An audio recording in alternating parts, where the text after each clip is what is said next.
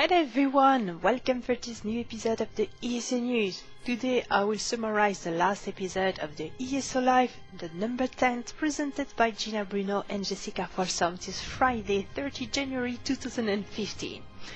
Program of this episode, a lot more information concerning the update 6.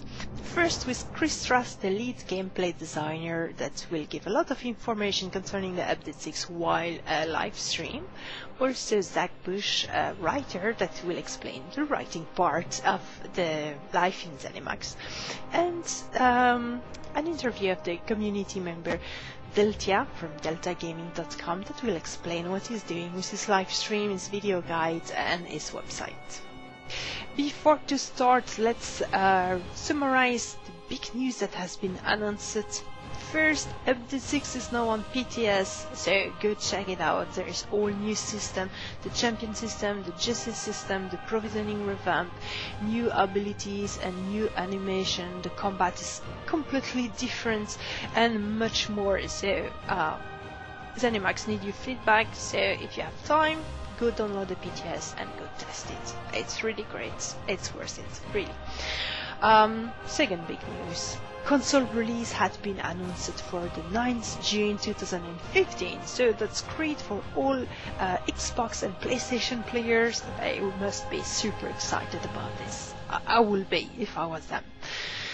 And last news, Tamriel Unlimited, which is the new business model that I have been explaining in much details in my previous ESO News episode. You can check it out.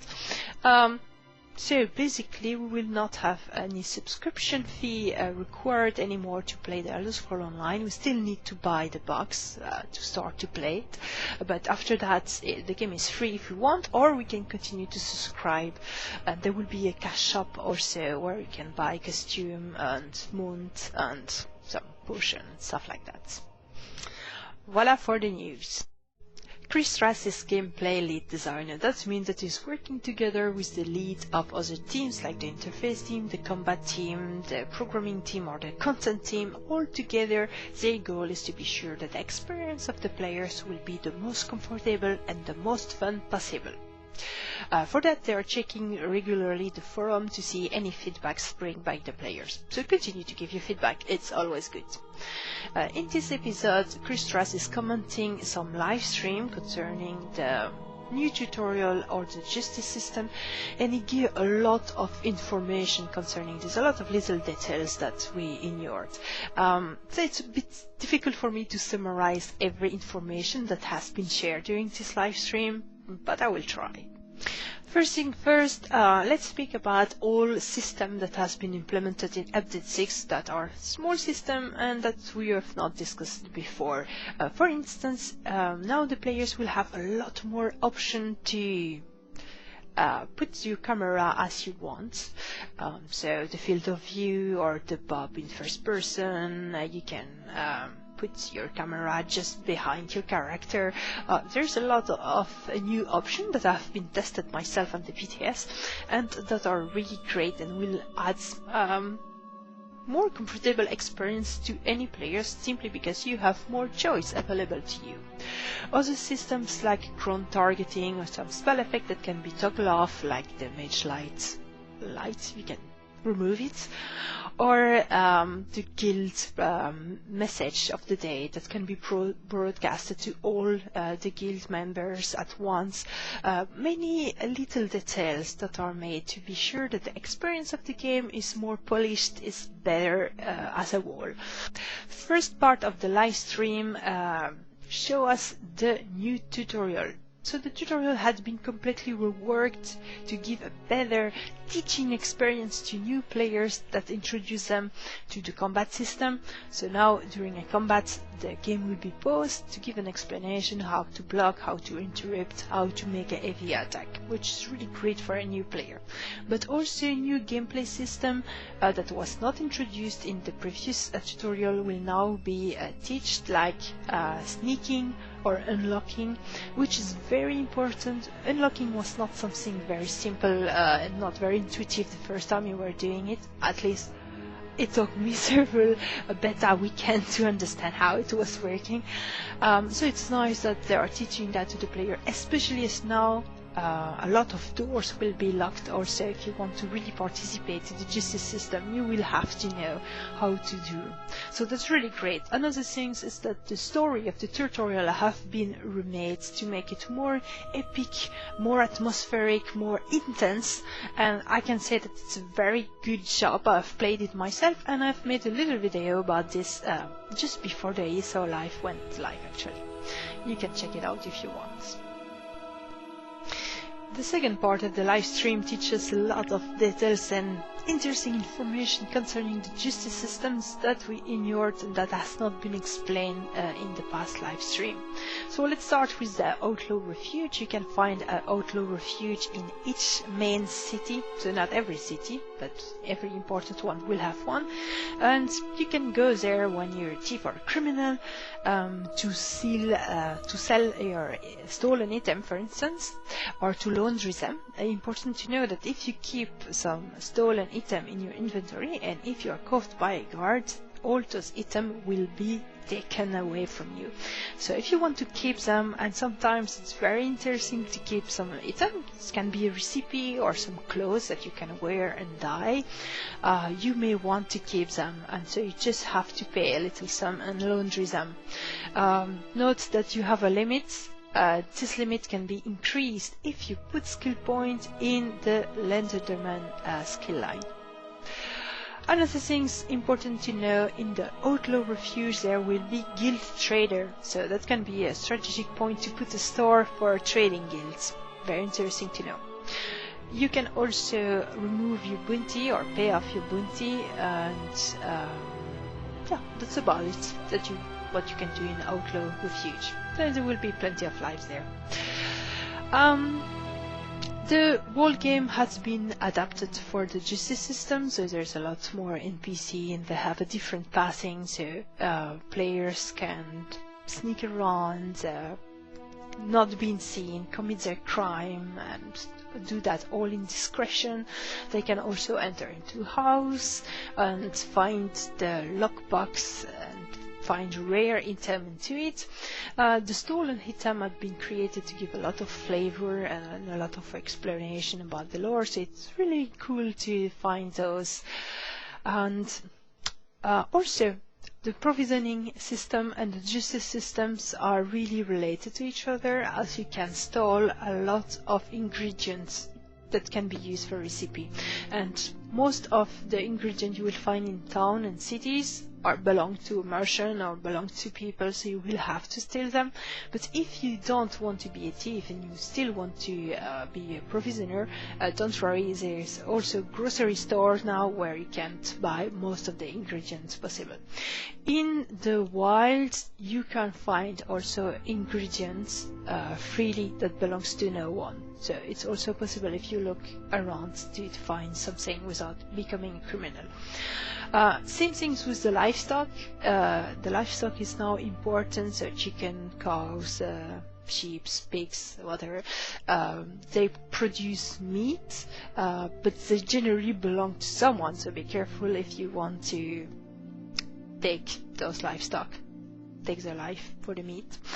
But again, in the wild there will be also livestock that belongs to no one, so if you don't want to be a criminal, it's still possible.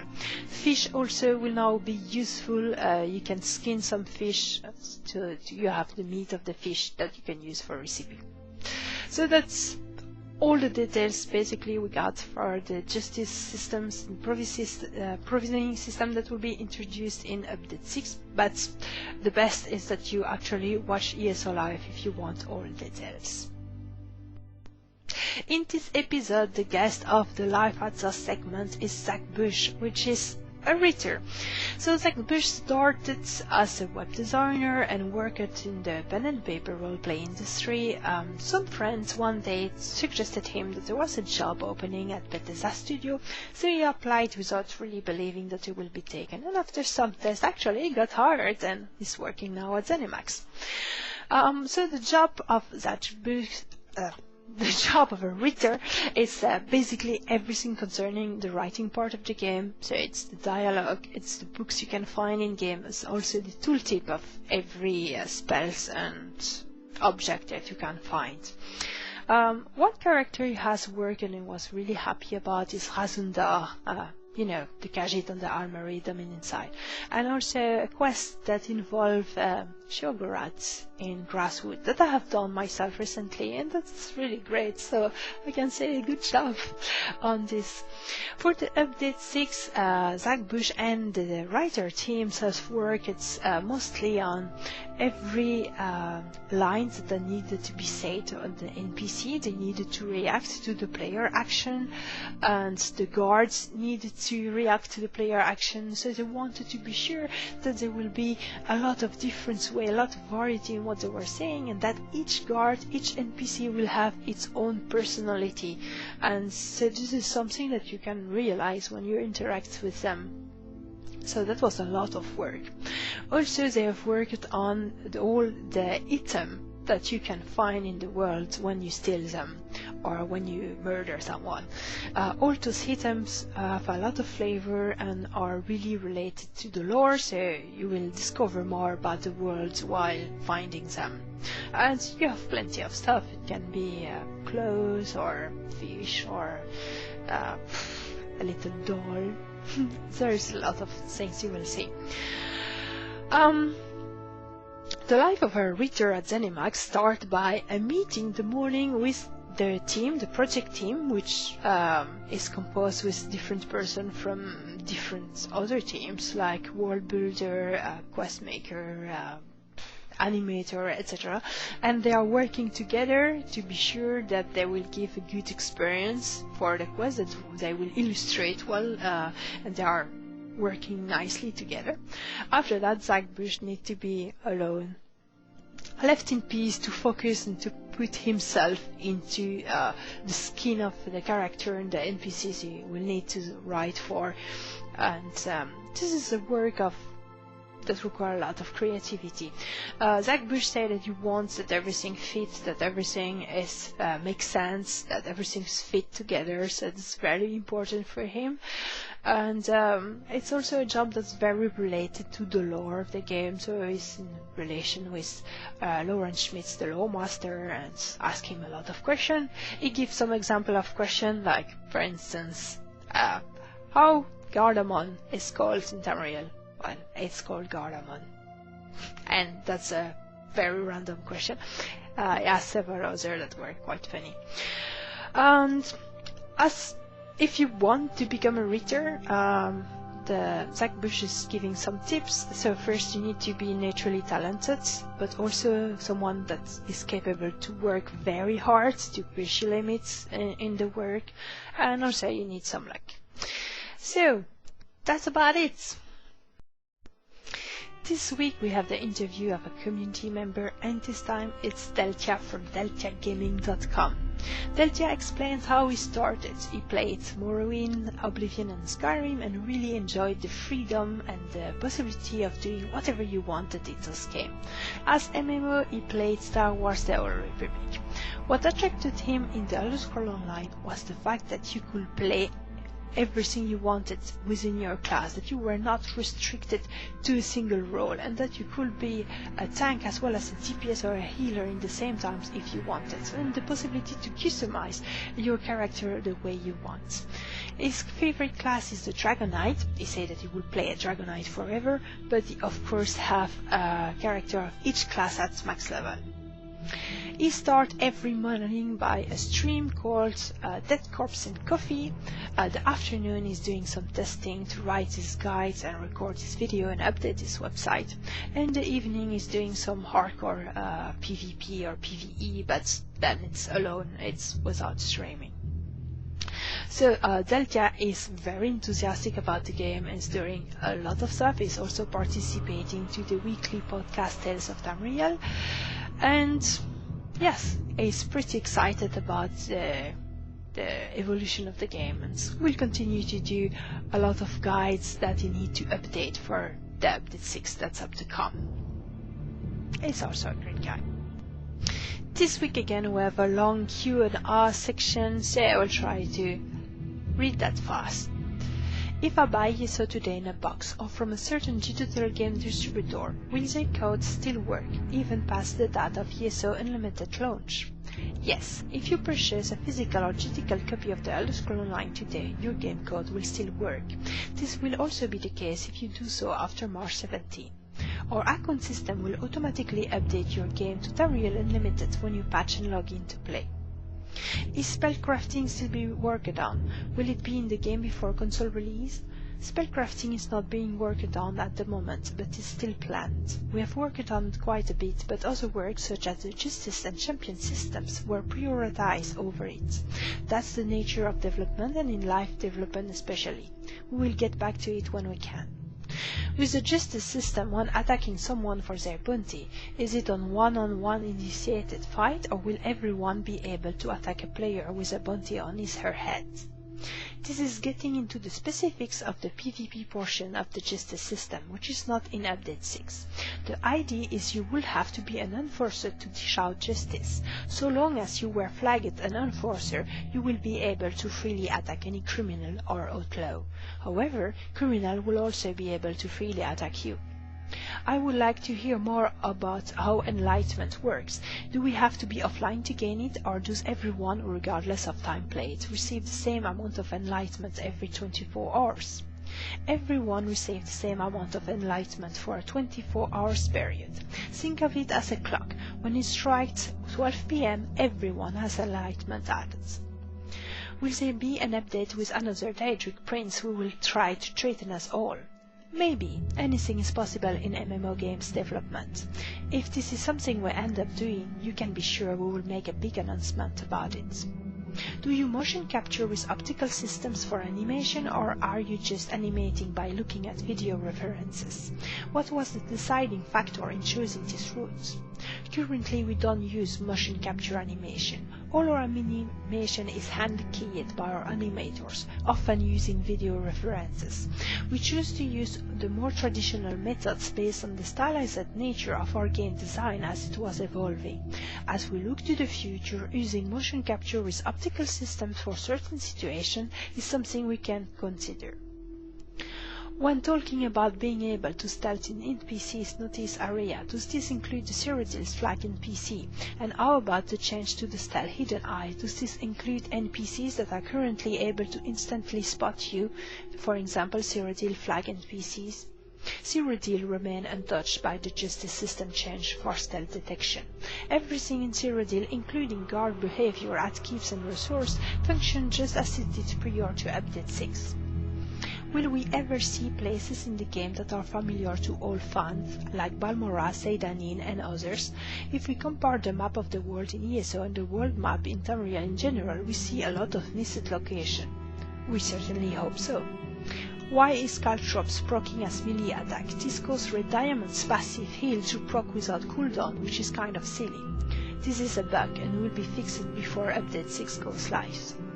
Will you move some of the Way Shrine and Guild traders to be more in line with those in Ravaka, where the Way Shrine 5 Guild vendors, bank, daily crafting questionings and crafting station are all right on top of each other? This is an interesting suggestion, but we don't have any current plans to move them. Will PvP players see new set items like Archmage rings for better set combination in the future? We will be releasing new set items in future. Stay tuned for details. Would it be possible to make the skeleton from the gemstone of skeletal village race and gender specific? At the moment you are turned into a generic male human skeleton. This is a great suggestion, and we will look into the possibility of doing so in future updates. Will players who purchase the game on PC and are eligible to transfer to PlayStation 4 or Xbox One be able to do so by the console release date? Yes, we plan to make the transfer option available to those who are eligible well before June. We will contact all who are eligible via email when the transfer option is available on our site. What, if any, assurance can be offered to our current subscriber that the Crown Store won't be pushed and pointed to every opportunity as box sales plateau and the store becomes as large a portion of income for those of us who associate cash shops with increasingly negative experience within MMOs? We believe much of the negative connotation with cash shops stems from the fact that often, when a game undergoes such a change, the game is manipulated and affected in ways that make it less fun unless you spend money in the store. This is not the approach we want to take. We might offer things that relieve some in-game friction, but we won't be adding friction to the game. We will continue to develop items for the Crown Store that sell convenience and customization. We operate under the philosophy that more people participating in longer play sessions with friends and just enjoying themselves in the game, the more opportunities there will be for our community to find something they may want to purchase in the Crown Store. Our plan is to stock the store with offerings that make our player excited to invest further in their experience. We understand that many will simply buy and play the base game, and that's great too. Why can't we build campfire with all the wood we cut? While we have no specifics planned for this, we love to hear players' idea of new way to use existing item in the game. Please keep the suggestion coming. If new zones are going to scale to your level, does that mean that they will be instanced and that we therefore won't be able to see any other players if we are not grouped?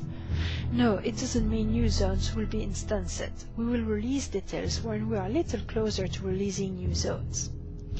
If we are allowed to copy our character to Xbox One, can we go back to PC and continue to play that account? Do I pay 2 different subs for Xbox and PC? If you are eligible to transfer your characters from PC, Mac to PlayStation or Xbox One, your characters will be copied. So you will have your character on PC, Mac, and a copy of them on either PlayStation 4 or Xbox One. You will need a PC Mac account and a PlayStation 4 or an Xbox One account. They are, for all intents and purposes, separate. So if you choose to purchase an ESO Plus membership, you will need one for your PC Mac account and one for your PlayStation 4 or Xbox One account. Will you offer new motifs in the Crown Store?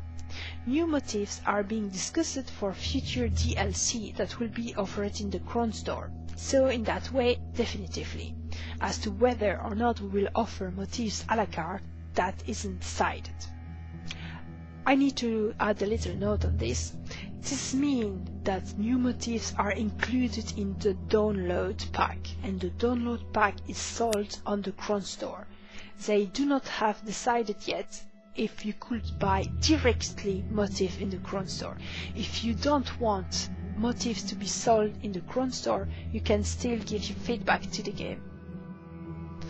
Will bounties from one faction area carry to another? I play Ebonheart Pact and I will not like to be known as a criminal in that faction and still want people to speak to me in that faction. If I got to Daggerfall Covenant area and rack up a bounty, will I only be seen as a criminal there, and will I only have a bounty when in that faction area? Bounties are universal, account-wide, in the Elder Scrolls Online. We went back and forth on this quite a bit. In the end, we felt it was too easy to game the systems without consequences if bounties were not universal. Is Rodgar still to be a solo zone? Is Morimark still going to be a group zone? Rodgar will be a zone very much like Oridon, Rivenspar, etc. However, it won't have level requirements. And voila, that's all for this ESO news episode. I hope you liked it. I hope you find it informative. I'm always happy to have your feedback.